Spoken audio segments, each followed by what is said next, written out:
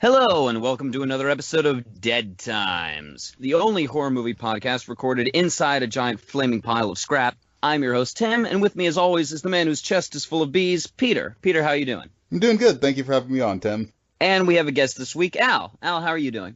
I am doing fine. Very busy, but doing well. And I've been enjoying the podcast a lot, so I'm excited to be on here. We're glad to have you. All right, so this is the first week of Tim month. Because up to now, I don't know if all of you listeners know, but it's been Peter picking the movies since he's seen a lot more horror movies than me. But we're going to switch it up this month. I picked some of my favorites for us to talk about. And this week, we're kicking things off by talking about Candyman, the 1992 classic horror movie, one of my favorites. So, Peter, I would ask you what your initial impressions of this movie were, but I would imagine you've seen this before. Yeah, this is one of my favorite movies ever. It is gorgeously shot. The plot is incredible. The acting by Virginia Madsen and Tony Todd she's so good. It's phenomenal. I always view this movie as operatic. That score by Philip Glass. Yes, absolutely. All of the aerial shots of Chicago. It is just a gorgeous movie. It's high Gothicism is what it is, really. Well, what are your thoughts on Candyman, Al? I love this movie as well. It's completely engrossing. It's just a really incredible piece of work. If it's got things here and there that don't quite make it great, like overall, it's I mean, when I sat down to watch it for the first time many decades ago, I just couldn't believe it. Like, I was just thoroughly engrossed. So yeah, I'm a fan. All right, yeah, we're all big fans of Candyman, and I'm also very happy that the first movie that I picked to talk about while hosting the podcast and thus summarizing the plot is one where the plot is as abstract and often hard to follow as this one. So be gentle with me, listeners, but I will do my best. Yeah, I really hope no one's by a mirror right now, because we're going to say Candyman like a billion We're going to times. say Candyman so many times. Yes. There's gonna be like 50 Candymen wandering around. Guys, I really think we should stand in front of the mirror and see which one of us is left. Of course, we can blame it on Skype. And we're going to say Helen enough times that she's going to show up too. Yeah, that's true. Yeah, we're gonna be causing problems. We'll probably it's a good thing that this isn't a YouTube channel, or we would have similar problems should we ever talk about Sinister. Oh yeah. All right, so should we dive right into the story? Yeah, let's do it. So it starts with this, as Peter touched on, this pretty amazing opening credit sequence that has these sweeping overhead shots of the city of Chicago, which is a visual motif the movie comes back to a lot, with this beautiful score by Philip Glass playing. And then we are introduced to another big visual motif of the movie, which is bees. There are lots of bees in this movie. And then we get, via voiceover and a Scream-style prologue, we get the legend of Candyman, which is a pretty standard sort of Bloody Mary urban legend. Yeah, it actually combines two urban legends, Bloody Mary and then the Hook-Handed Man. Yeah, exactly. It's sort of a greatest hits. All rolled into one. I mean, it's no urban legend, the movie, but... But what could ever be urban legend, the movie? Let's face it. But yeah, it is very clearly combining a couple of different urban legends all into one, since this is a movie that is about exploring urban legends and the power that they have over us. Yeah, and the power that folklore in general has over people. But yeah, so we get this nice prologue of people, these two teen lovers who decide to play the Candyman game right before having sex, because that's a thing that people do.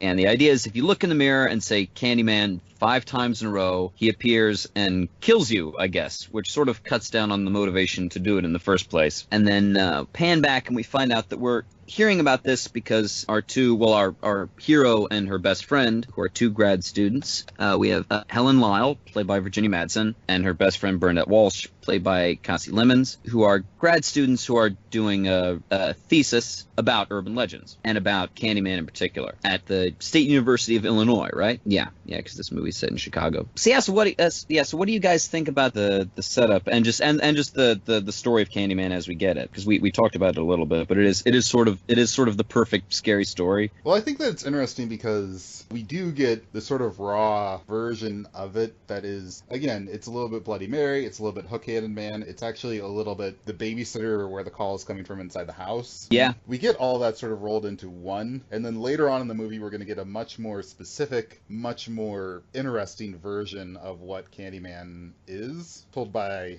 I guess, a folklore professor. Yeah, Professor Purcell, I think is the dude's name. Yeah, who talks to our heroes just a little while later. Most of the first part of this movie is them talking to various people about Candyman, because the Candyman legend has particularly taken hold in the Cabrini Green housing project. Yeah, and one of the things that I like, which is a real place.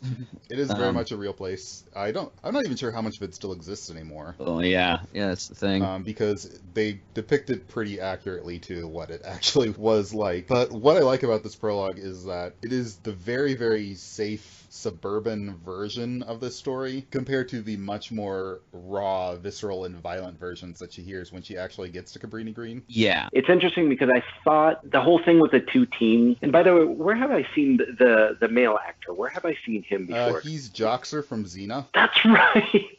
Oh my God, that's right. Kind of. I would have had no way of knowing that. He's been in a lot.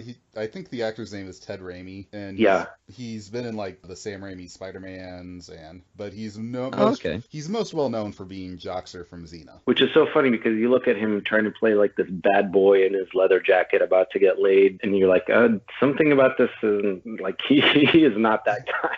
Sorry. Getting back to my point, that whole sequence, I almost feel like it could mislead you if you didn't know what the movie was about, because it kind of looks like, okay, Candyman was just gonna go around this movie is gonna be about this Candyman apparition just cutting down a whole bunch of horny white kids, like standard horror movie formula, right? Yeah, and that is not at all what it turns out to be.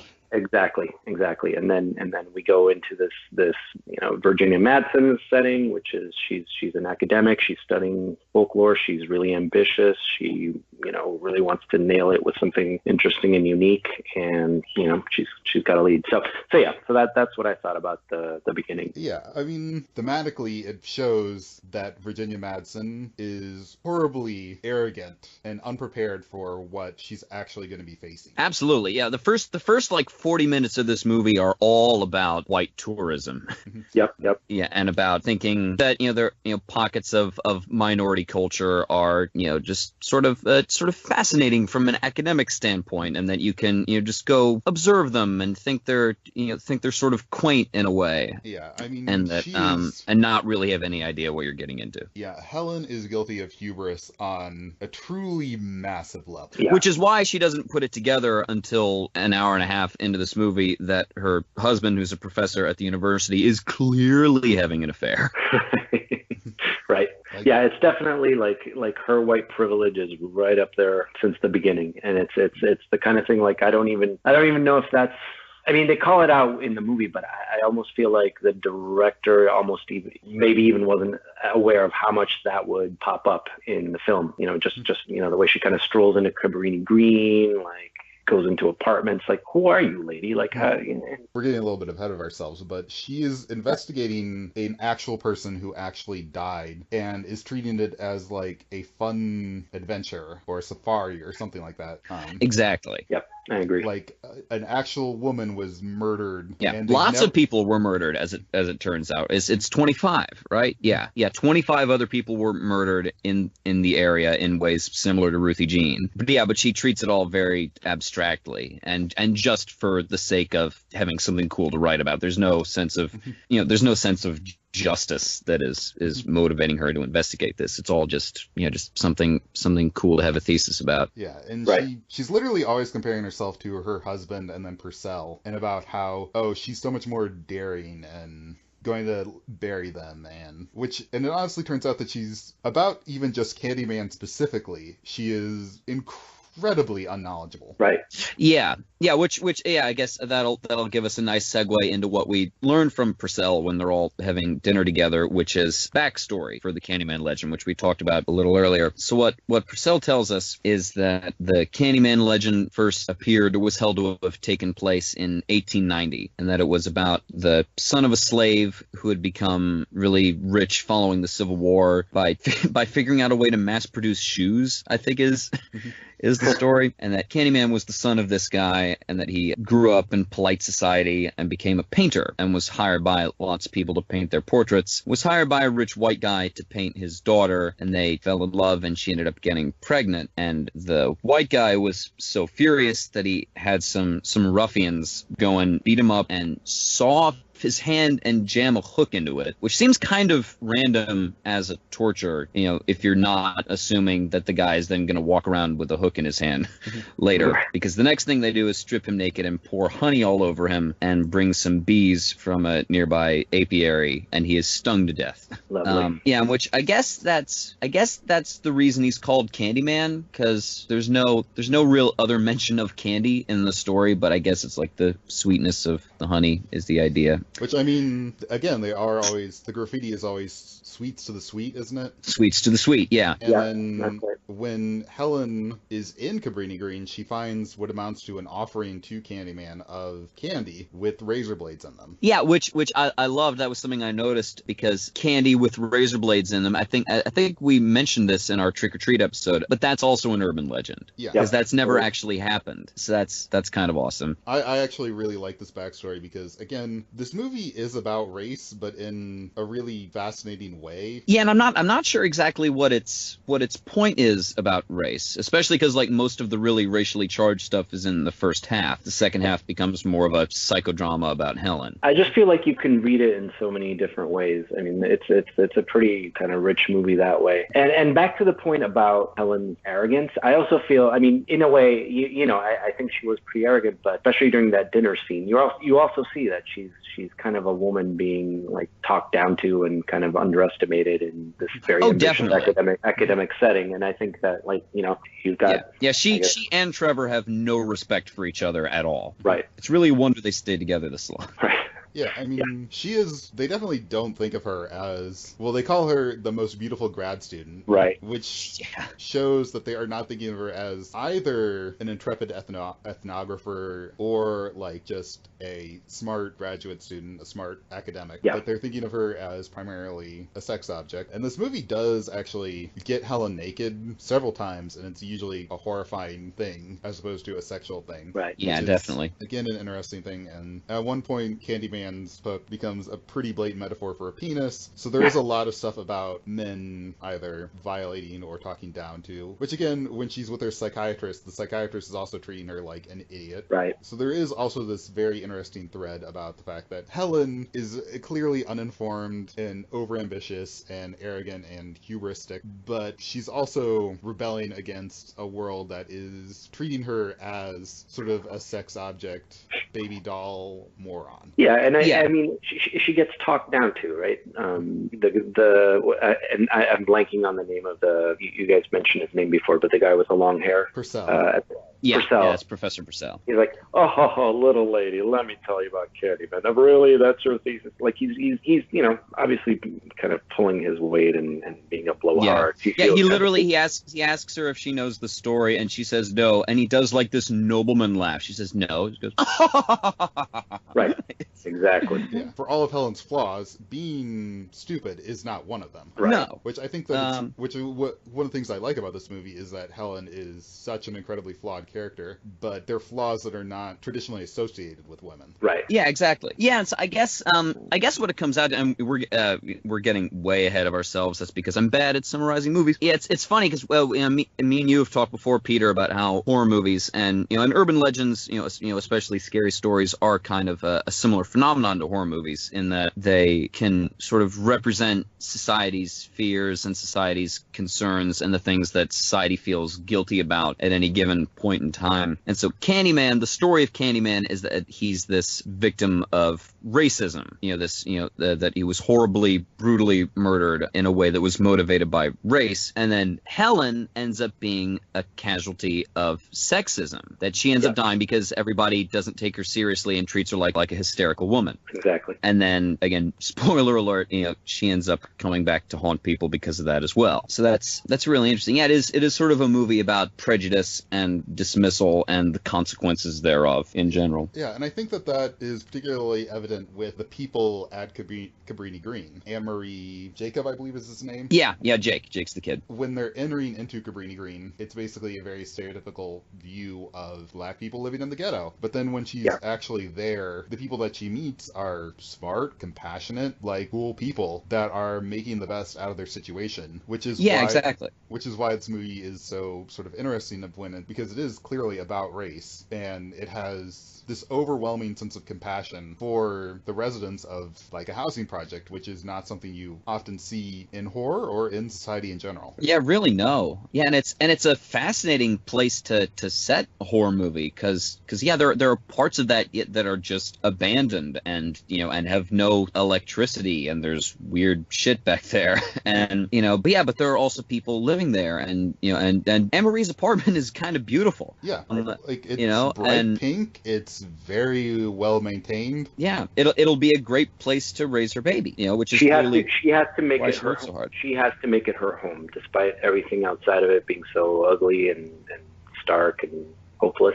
She has to make it her home, which is why it's so heartbreaking when everything starts going south around her. And you can actually, the movie sort of has this shift about the graffiti, that it goes from the sort of ugly graffiti outside the building to sort of the more artistic sweets the sweet across Anne-Marie's door, then to these gigantic murals when she starts getting into Candyman's lair, to the point where it's legitimate art pieces that are up there on the wall. Yeah, which makes sense because we know he was a painter. I guess maybe, I don't know, that's the other thing. I'll get back to the plot in a moment, but one more digression is one of the things that I like a lot about this movie is, so we have this backstory, and it is a really cool backstory, but we technically never know for certain whether it's true or not. And It doesn't really matter because, we know that Candyman exists. Again, spoiler alert, we know that he exists as some kind of supernatural entity, but we don't know if he's a ghost exactly, because what he says later on is that he's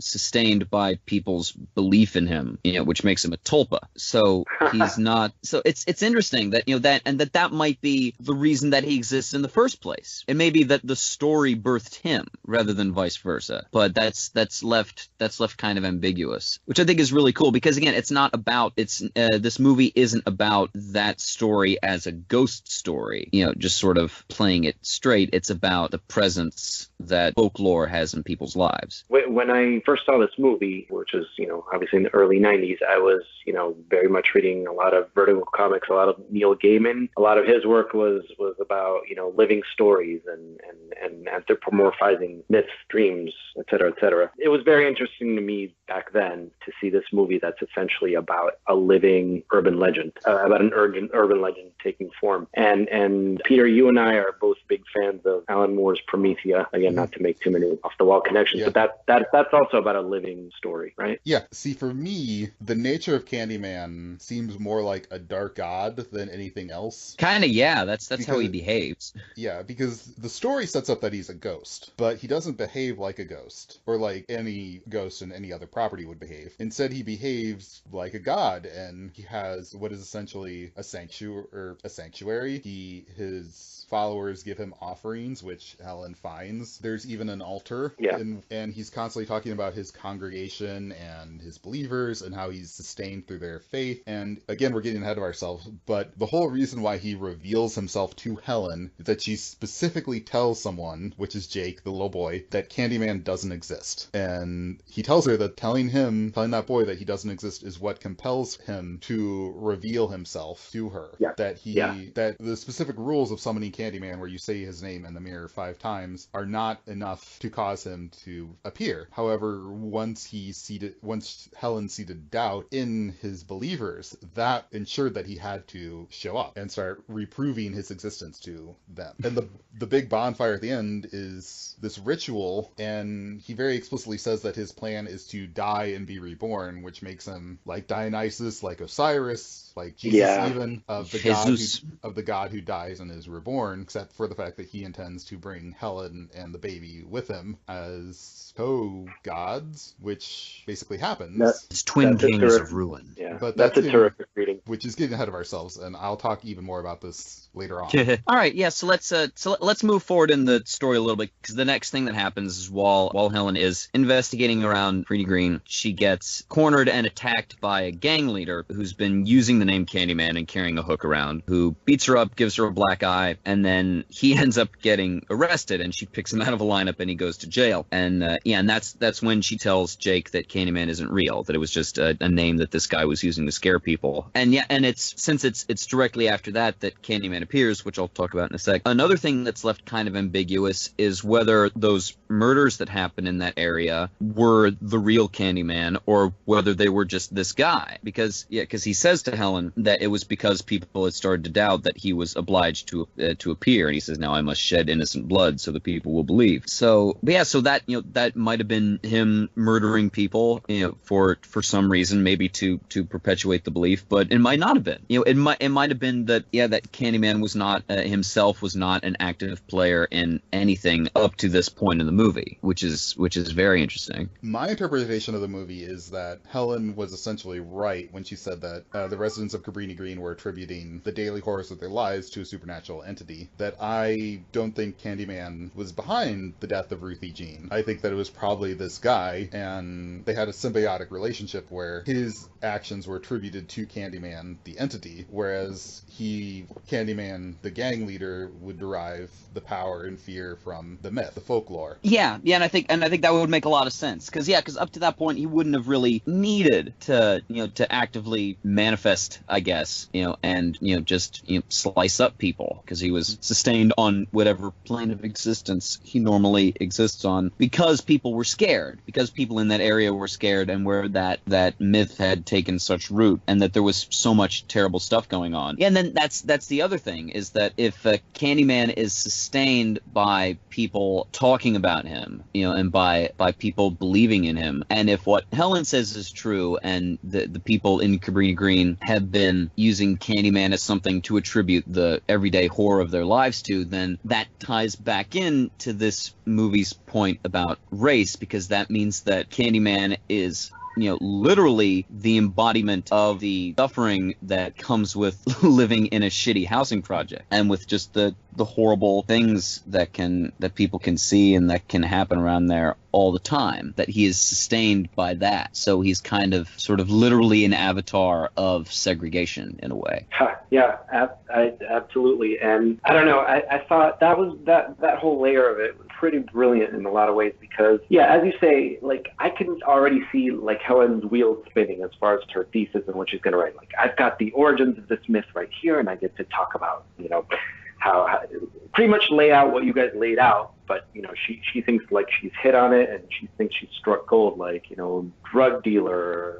I've got this drug dealer that's representing Candyman, and this is how this myth took life, and blah blah blah blah, right? And it's because of that there are publishers knocking at her door at that scene. Like, she thinks that people are gonna be really talking about what she's about to write, and it's immediately after that thing go downhill. And this is where you also start seeing kind of that kind of not so great arrogance of hers, where first of all we kind of get to see these scenes of a white woman being menaced by black men and pretty violently attacked, and so that lets the viewers think like like project whatever they want. Like, oh my God, I would never go into that project alone if I was a white woman, or you get really stark scenes of that kind of fear of black men that's always like the stereotype, right? Yeah.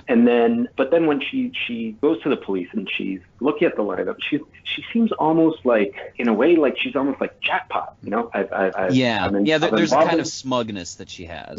Yeah, like, and when she was leaving, before the real Candyman confronts her, she was almost like smiling, like puffing puffing away on a cigarette, like thinking like, I've got it. You know, I've got the start of this urban legend. I'm going to have this kick-ass thesis without any regard to what's going on around, what's going on at Cabrini Green and how, like, you know, how intrusive she's been. Yeah, and she's not entirely uncaring, which is shown in her conversation with Jake, you know, where she, you know, kind of tenderly explains to him. She says, you know, no, this guy, you know, Candyman wasn't real. He a very, very bad man took his name in order to scare people, you know, in order to make you and all your neighbors feel afraid. But you know, so she has some empathy to their plight. It just really isn't her primary motivator. But I almost feel like her add-on to that would be like, watch me on Oprah next week and I'll talk all about it. Yeah, yeah, exactly. My book will hit stores soon. She is definitely very, very excited about this book deal that she is about to get. And again, the reason why she's at Cabrini Green is because of the story of Ruthie Jean. And she doesn't show any compassion for the story of Ruthie Jean. Like, even kind of when Anne-Marie confronts her with what happened that night.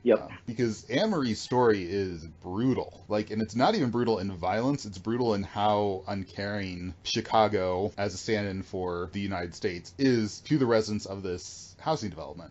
That she called 911 and no one came, and Ruthie Jean died in what could have been an entirely preventable incident. And you know, she even calls that out herself after she's arrested. But so I mean, yeah, you're right. She's not totally unfeeling. Like, she's starting to get woke, I guess. Yeah, she's at least performatively caring about the people, but like, you can tell what her number one priority is this thesis and her book deal and proving to the world how smart she is. Yeah, but that her dismissal comes out of just self-centeredness rather than racial prejudice, exactly. And honestly, like, the other thought I had was, okay, of course, if you're attacked, you should go to the police, you should report it, you should, you know, seek justice. But I almost feel like it's so... I'm not saying she shouldn't have taken I don't think she should have taken the attack, but I also feel like she went there, stirred all this trouble. Now, like, the cops are in their full force. She's a white lady getting people there arrested. Like if you're trying to research these people's lives, and kind of get behind the story of what's going on, like, why would you do everything that you can to make them not trust you? I don't know. I'm not saying that she shouldn't have gone to the police, but it bugged me somehow. Well, I'm sure it was her intention after writing her thesis to never ever go to Cabrini Green ever again. But yeah, so yeah, there's that scene at the police station. The guy who was calling himself Candyman is arrested. Looks like she's going to get a book deal. Everything's great. And then we have this pretty amazing scene in the parking garage. I guess the parking garage outside the police station, maybe? Or I forget how the mechanics of the scene are, but when she's about to get in her car, and it's when Candyman first reveals himself to her because she's been sowing doubt as to his existence. And I love this scene because it's set in daylight, you know, and it's weird daylight because it's a parking garage, and you know, she hears his voice, she hears him saying, "Helen." Oh man. And she looks over and he's just silhouetted against the edge of the parking garage, against where the light is shining in. He's just this, you know, indistinct figure standing with his hands behind his back looking upwards, and it's a gorgeous shot. Yeah, and just is talking to her and striding towards her, and as he gets closer it becomes more and more distinct, and it's a chilling scene, and it's so unusual in a lot of ways for a movie to reveal its monster. Essentially, it's handled in such a unique way. I love everything about that scene. You guys have any thoughts about that scene in particular? Well, what I like about that scene is something that you mentioned, which is throughout this movie, Candyman almost entirely shows up either in the day or in brightly lit rooms, brightly lit hallways. This is a movie that avoids darkness as a means to induce horror, which it's very unique in that respect, but it also allows you to really get up close to Tony Todd's amazing performance as Candyman. Yeah, Tony Todd is incredible in this movie. They originally wanted Eddie Murphy for that role, but they couldn't afford him. God, so thank God that we got Tony Todd. Like, Thank you. Thank God for Tony Todd. And one of the things I also love about it is that Candyman's voice is clearly ADR with this reverb on it, and it's just completely haunting. Yeah, and it's mixed way higher than every in the mix than everything else. It reminded me of, because we talked about this before when we were talking about The Witch, when we hear the voice of Black Phillip, that's mixed way higher than everything else, and it immediately snaps your attention right to the screen, because you're having this regular Foley work, you're having the sound effects of her walking in the parking garage to her car, opening her car. It's all these very realistic sound effects, and then this voice that sounds like it's 2 centimeters away from both of your ears just cuts in, and it's so chilling. Yeah, and plus Candyman has that amazing coat and the shoes and pants. Yeah, and has this really expressive, like really sort of, it's not his face, it's not innocent exactly, but there's something very, throughout the whole second half of this movie, there's something very regal about Candyman. Like, he has this really, even though he is a monster and does horrible things, he has this dignity about him and this kind of weird sort of twisted nobility. Oh yeah. That is really compelling, and it makes him all the more frightening, but it just gives him this tremendous sense of gravity whenever he's on screen. He commands the movie whenever he's in it. Yeah. For sure. I think he's such a romantic kind of Byronic figure. Like, Tony Todd is amazing. That initial Helen never fails to give me chills. I think, like you said, he's regal. He's almost a romantic figure in a twisted sort of way. It's kind of like when women developed crushes on Bela Lugosi's Dracula or whatever. I don't understand why he wasn't like the horror sex symbol, the next horror sex symbol, right? Well, and he clearly has this thing for Helen, which again we find out more about sort of in the end of the movie, although that's left pretty inscrutable in some ways. But there is this, at least this one-way attraction, very much like there is with Dracula. That Dracula is this very much a sexual and romantic being, as well as being a monster, which gives both of those characters a whole separate layer of complexity and of frighteningness. Yeah, for sure. If that's a word. I love that he doesn't come into full effect in the story until this point, because most horror movie, like, you're sort of, I don't want to be a jerk, but like a lot of horror movies, but a lot of people that watch horror movies are kind of like, this is so boring. Like, you don't even see anyone get killed until an hour later, and they don't care about the story. They just really kill.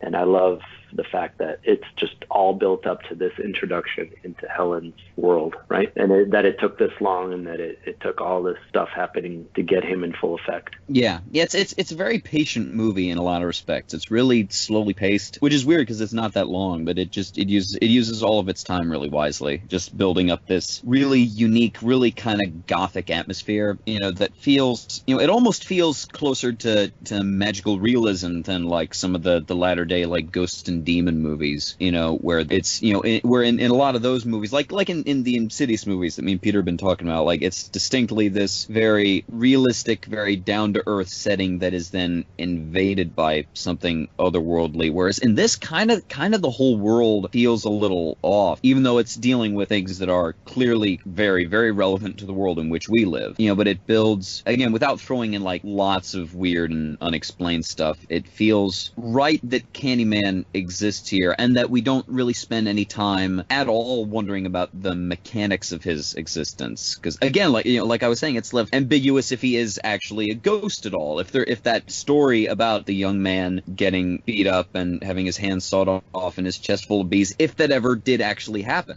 that's left unexplained. He's just this kind of specter who's more important as a symbol than as a being with a history and motivations, which is really fascinating, and really keeps you on your toes, because you really don't know where the story is going, just because you don't know what the conclusion, what any logical conclusion in dealing with an entity like Candyman could be. So so he confronts her in the parking garage, and then she passes out and wakes up in Anne-Marie's apartment, where Anne-Marie has just found that her dog has been killed and that her baby is gone from her crib, and Helen is arrested rather naturally. Yeah, and then the rest of this movie is this kind of, all of a sudden is this weird wrongly accused story. It's fitting since Virginia Madsen in this movie really does look like a Hitchcock ice queen. And that was Hitchcock's favorite story, was the wrongly accused person. Trevor bails her out, and then Candyman murders Bernadette, who was Helen's collaborator on her thesis and her best friend. And then it looks like Helen did that as well, and then she's sent to the asylum,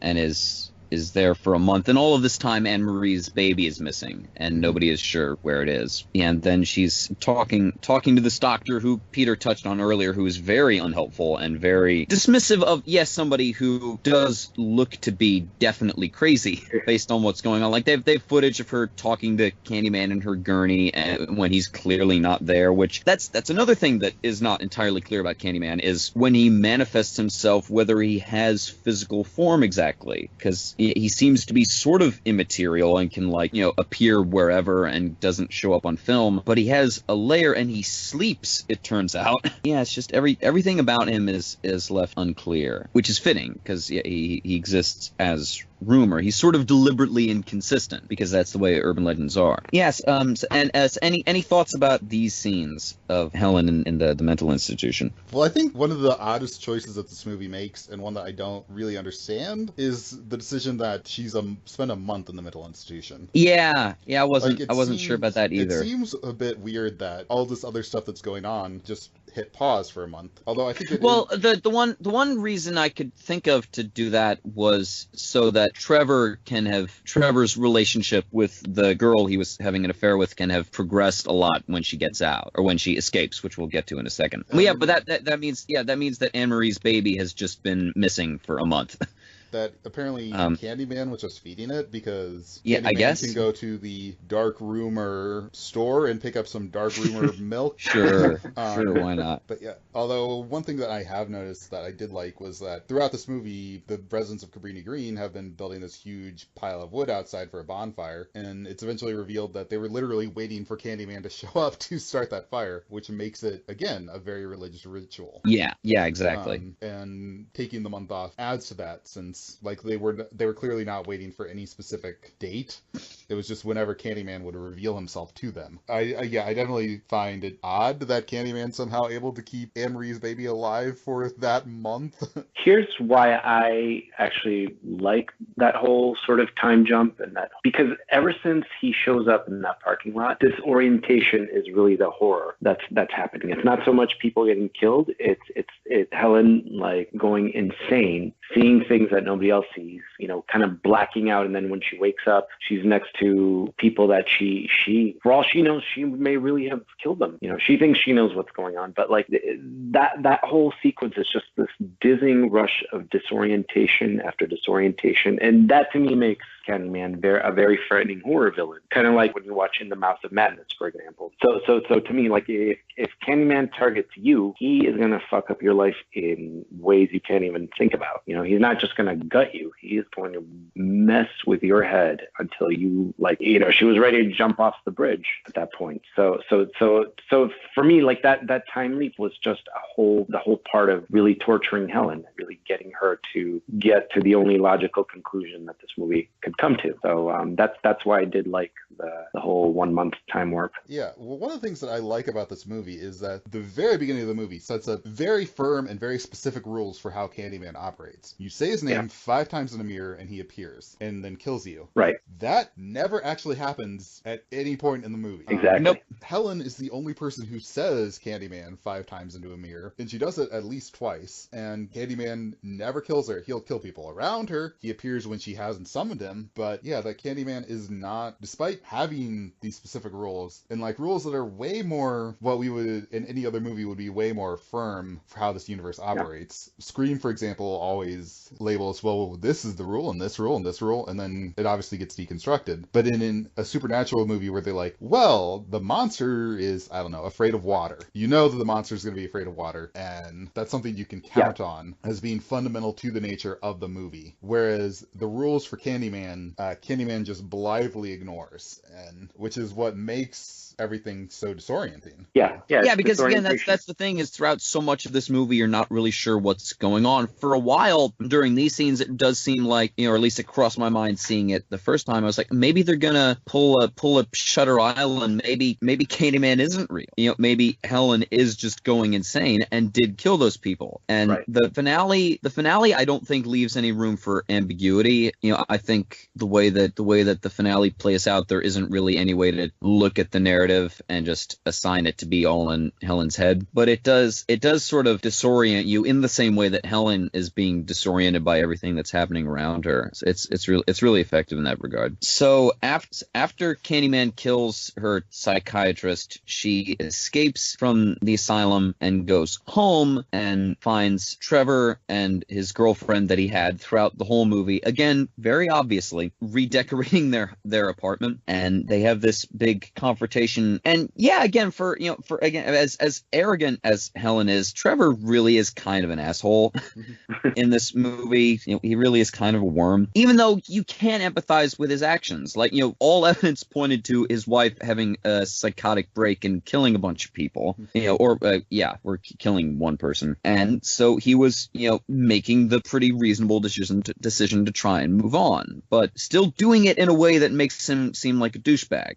So you feel Helen's anger in that scene, even though you do sort of understand why Trevor did what he did. Yeah, and then after that is the scene that you mentioned where she's on the bridge, and she, again, I forget how it works. She has a flash of where the baby is, right? Yeah, that the baby is in Candyman's lair at Cabrini Green, and so she goes back there. As I mentioned earlier, finds Candyman asleep, having taken physical form, and is using it to have a nap on his altar. But she wakes him up, and all this time he's been encouraging Helen to become like him, to become another legend like him by being his victim, by allowing him to kill her, and in return he'll spare the life of the baby. And Helen, having nothing left to lose, agrees to this and goes out to retrieve the baby from the giant pile of wood that the people of Cabrini Green have been piling there the whole movie. And she's using a hook that she found to climb around, and Jake looks out the window and sees her he sees that poking out of the side and mistakes it for Candyman being there and brings everybody out to immediately set it on fire, which is pretty great. And then Candyman appears in the pile and seems like he's trying to stop her from saving the baby, which sort of goes, again, that's him breaking the rules that he set. So it's left unclear exactly what is going on there. The impression that I've always gotten is that he is trying to make some sort of ghostly, supernatural, divine family out of them, that Helen will replace the woman that he had an affair with in The Legend of Candyman, and then the baby will replace, because she was pregnant when the story happened, replace that baby. Yeah, that makes a lot of sense. Yeah, I could absolutely buy that. But yeah, but she does manage to save the baby, dying in the process and getting all her hair burned off. And it's interesting because she does end up dying, and as we see at the end, it does end up becoming another supernatural entity, which is exactly what Candyman wanted. But her end that she comes to in the movie still feels like a moment of triumph over Candyman, because he's furious at her for running away from him. Ends up maybe dying, I guess, because here's what my take on that is. Candyman keeps saying that they're going to die in this fire, and that they will be reborn as rumor, mystery, or whatever, living inside the consciousness of people. But that's pretty much exactly what Candyman already was. But here's the thing. When he's in the fire, he's not actually being harmed, despite the fact that the fire's all around him, and he's, like, slashing at things with his hook. When he is actually being hurt is the moment Helen emerges from the fire with the baby. Right. That Helen stole his divinity or his supernatural power or whatever by being holy figure, is I guess the best way to put it, of delivering the innocent to Anne-Marie and the residents of Cabrini Green. That she has effectively, in one instance, replaced Candyman in their mind with herself. Yeah, that makes a lot of sense. Yeah, and he immediately starts getting hurt by the fire and ends up leaving a corpse that Jake sees leaning against a mattress. So, Peter, let me ask you this. At this point in the movie, is Helen the ultimate nice white lady? Well, I mean, sacrifice herself to save a small black child. And you know what I mean? So many years ago, Peter introduced me to this fantastic bit of satire, which is from Mad TV. They did a spoof of all those like Dangerous Freedom Minds, all Riders. those Freedom Riders, all those movies where a white teacher comes into an inner city school and saves everything and makes everything wonderful. And I couldn't help. To me, there was a bit of like white saviorness about her going into the fire and bursting out of there and handing the baby over to Anne Marie, and then in the funeral everybody from Cabrini Green comes and pays tribute to her. I kind of wondered about that too, especially with that funeral scene. But yeah, I don't know. It's kind of hard to say what that is. But the ideas that you guys are putting forth about, you know, kind of the death and rebirth and her taking Candyman's power away, like I love those ideas, and this ending, it was always just a bit muddled for me, but I'm enjoying hashing it out with you guys, because there's a lot going on there, and I don't really know. Well, I think it's a triumphant ending for Helen. It's much more ambiguous if you look at the movie as anything other than Helen's journey. If you look at the movie as Helen is a central character in a story about race in America, then it's a much more muddled ending. But if you're looking at it as Helen is this character who has limitless ambitions and is constantly being condescended to by reality and being abused and being sexualized, that she is now reborn as essentially a fiery goddess, then it is actually a very triumphant and satisfying ending. And so it really does depend upon your perspective about what the movie is fundamentally about. Right. I would agree, and I think that's the biggest weakness of the movie, is that kind of the first and second halves are really distinct from each other. Everything up to Candyman showing up is centered around Helen, and again serves as kind of the starting point for Helen's character arc. But it has all of this really fascinating social commentary about racism and about ghettos and projects and about the segregation of black people in America and the dangers and the consequences of that and all of this stuff. And that's in there in the second half as kind of, I don't want to say window dressing, but it's there kind of more as details. It really, you know, all of a sudden becomes this very psychological, very personal story about what happens to Helen. And I'm not entirely, because both of those two things are executed awesomely, but I don't know if they fully tie together to make one cohesive story where both of those parts really inform each other. I think they remain kind of separate. Yeah, but it could be that there's a larger point they were both getting at that I just missed. No, I agree with that. And I think, and this is pretty basic, but like it even remains more muddled in that, as you guys mentioned, most horror movie monsters have a rule and they function a certain way. And since we don't really know exactly what Candyman is, why was the fire burning him? Why did he, you know, did Helen really take his power? Was he just setting her up to just further his own legend? Like, why was he so physically affected when he was in the bonfire? I don't know. Yeah. Why did he leave behind a corpse? Yeah, exactly. How does he work? And so then that makes you wonder, like, okay, so what's the story about? Is this really just all about Helen? Is this guy really a living legend? Like, it's muddled in I think not a bad way at all. I think it's mostly deliberately muddled. Again, I think it's supposed to be sort of fuzzy because, again, you know, for two reasons. One, because Helen doesn't really understand what's going on, and two, because that's the way that folklore works. Is that Candyman isn't something that there is folklore about. He is folklore, and folklore is inconsistent and changes over time and changes depending on who you're hearing it from, changes depending on the situation. So in regards to Candyman himself, I really like that all of the ways in which he interacts with reality, you know, sort of don't point to a larger set of rules, that that his modes of interacting with people can change on a dime, you know. And I think that's really fitting, again, with the larger point that the movie is making about stories, about oral storytelling. But yeah, it does contribute a little bit to that more real, I think, more undeliberate kind of muddledness that the movie has thematically, which doesn't bother me too much. Again, I love this. Is one of my favorite horror movies. I love this movie, but that kind of unevenness is really the only thing that kind of bothers me about it. As we've demonstrated over this conversation, the movie is inordinately rich with the ways you can look at it and the various social statements it is making. Right. Absolutely. And I think you can't have like perfect one-to-one analogies, and if you're trying to make as many statements about as many topics as this movie does, they'll impact each other in different ways. So if you're looking at sort of this movie as Helen's triumph over sexism to be reborn as a goddess, then you're looking at the ending as very triumphant. Whereas if you're looking at it as racism suppressing African American people, then it is sort of a condescending ending or a patronizing ending. Yeah, there's no moment of triumph for everybody who lives at Cabrini Green. Sort of, although I guess there kind of is, because they do kill Candyman indirectly. So that's, yeah, you could probably do something with that. As it turns out, they're only replacing Candyman with Helen. Yeah, and that brings us to the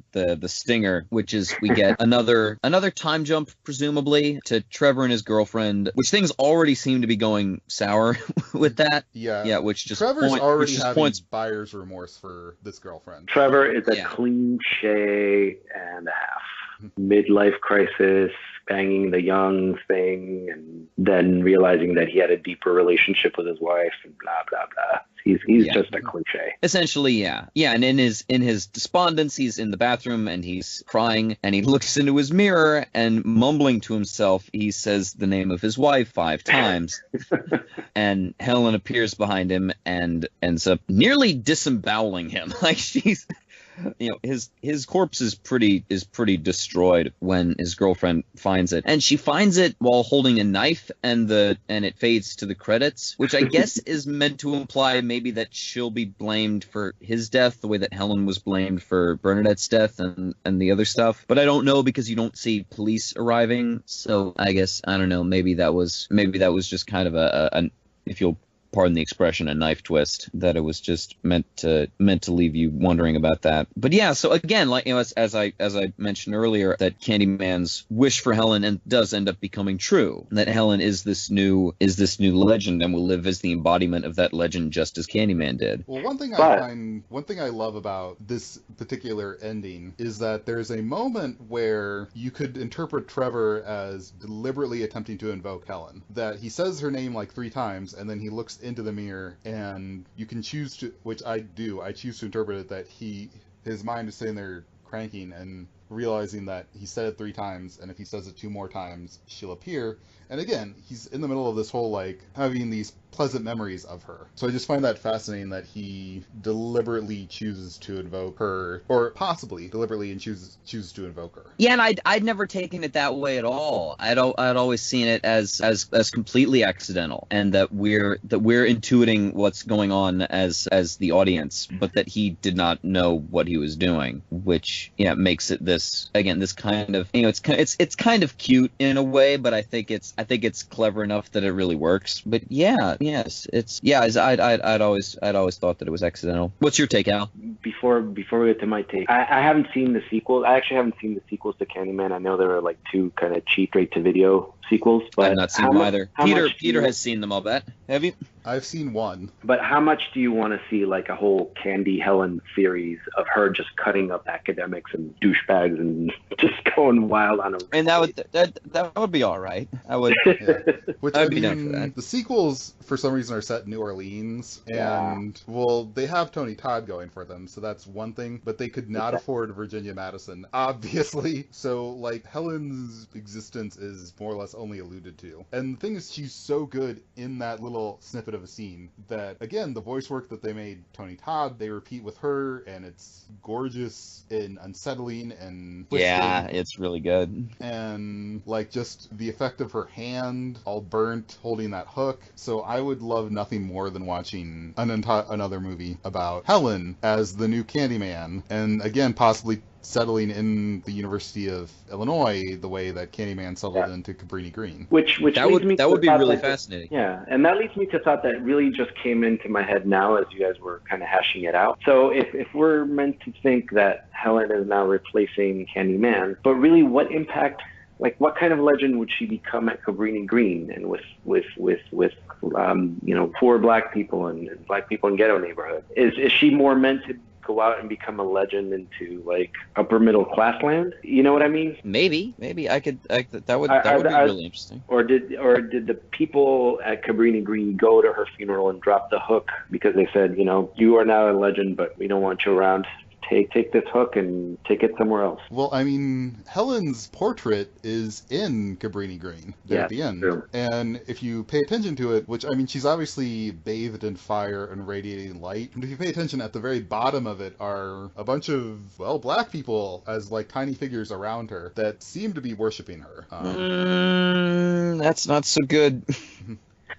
Yeah, like exactly. Or maybe she's meant to be his apostle in white people land. You know what I mean? It could be, although again, it seems like, again, in the continuity of just this movie, I don't know about the sequels, but it seems like Candyman is gone. Yeah, and that was the way I took that scene at the funeral, is that the people of Cabrini Green are done with that. Right. That Helen is not going to haunt them because they have overcome that kind of fear, that kind of demon, and that they're not going to be sustaining another legend the way that they sustained Candyman. Or maybe, or maybe they want to, you know, the point there is like, thank you for saving the baby, but take it somewhere else. You can go be a legend, but take it out of our community. Yeah, or it could be that they weren't really thinking about that because nobody else was listening to Candyman prattle on about becoming rumor and all that stuff. So, you know, if we're having trouble following the rules, having, you know, seen the whole movie, you know, I would imagine the folks at Cabrini Green don't know about all that stuff. Oh,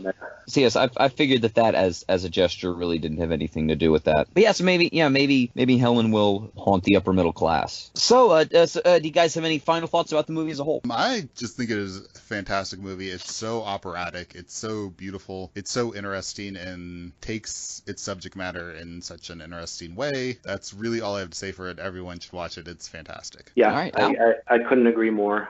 I think it holds up. You know, it's of its time, but it also just kind of holds up as a really, really good film, very rich film. And I haven't read the original story by Clive Barker. My understanding is that it's similar in that it deals with a lower income community, but it's set in the UK, and apparently Candyman there was white. So I kind of want to go back now and read the story and think about these things as to how they translated into this story about Cabrini Green. But as Peter said, I mean, this is a classic for a reason, and it's you know, one of the better, richer movies in the horror genre. That's all I got to say about that. Yeah, and again, I love this movie. It's one of to me in a way, like, this is like just to me, at least, just my personal taste, like, this is what a horror movie should be, because like it gets really dark and it explores really dark subject matter, but it's because it has a really fascinating and really rich and really compelling story to tell that involves going to some dark places and involves exploring some really dark ideas and really dark themes. And so it kind of it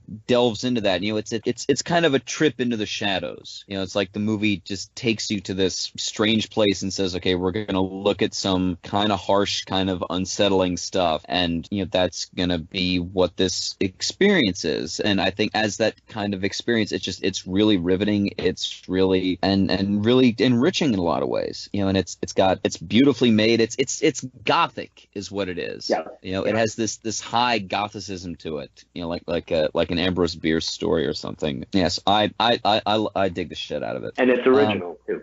It doesn't look like a whole bunch of other horror movies out there, despite the trappings of the hook and the, you know, it doesn't look like a lot of horror movies out there. Yeah, I mean, I wish this movie had more of an impact than it kind of did. Oh yeah, totally. Like, because like obviously we had 100 knockoffs of Halloween, 100 knockoffs of Scream, and since around the year 2000 we've had so many knockoffs of The Ring and The Sixth Sense. Whereas even though this is sort of in a genre very similar to what we've been terming supernatural horror, the stuff with ghosts and demons and entities, it is very, very different and has a much more interesting scope to it. And it's so well shot. It's just gorgeous to look at. And Virginia, it's gorgeous to look at and gorgeous to listen to. Like Philip Glass's score, which I think this is the only horror movie he ever scored, and it is haunting. He's got choirs and harpsichords, and it's so atmospheric. And I definitely think Candyman does one of the things that we we have talked about a lot of this podcast, and which is that it crystallizes social anxieties the way that Godzilla did and the way that Carrie did. That it demonstrates what's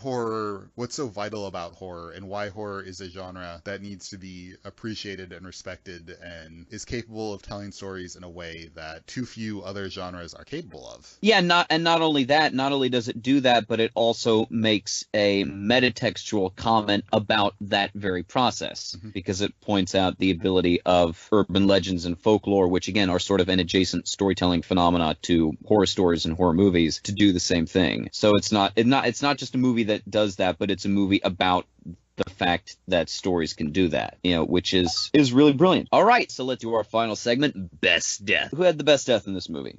Peter? Trevor, all the way. Like, I'm gonna have to agree with you there. There were some fun deaths, but Trevor's death, I did not think Trevor was going to die because of the fact that the movie had spared him for so long and seemed to be done. But, like, you're just waiting for that death to happen. Just waiting and waiting and waiting. Just please die, you bald sack of shit.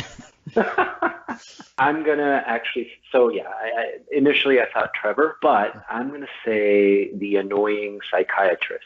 Ooh, that's a good dark horse candidate, yeah. Not only because, I've sort of a dark sense of humor at horror movies, because why not, right? Mm-hmm. So he's just blathering on like blah, blah, blah, like saying really annoying things to Helen, and then all of a sudden he's like, he gets hooked right through. So it's like, yeah, awesome. And secondly, because it just rolls into that whole way that Helen was tortured through disorientation, and it's happening right there in an office in the daytime. Most horror movie kills you can see coming from 10 miles away, but this one was just like, holy shit. I mean, like there's really she's not safe. He can pop in at any time and fuck up her life. So for that reason, I'm going to say the psychiatrist. All right. So that is Candyman. I've been your host, Tim. I've been your co-host, Peter. And I've been your guest, Hal. Bye-bye. Good night. Take care, guys. Good night.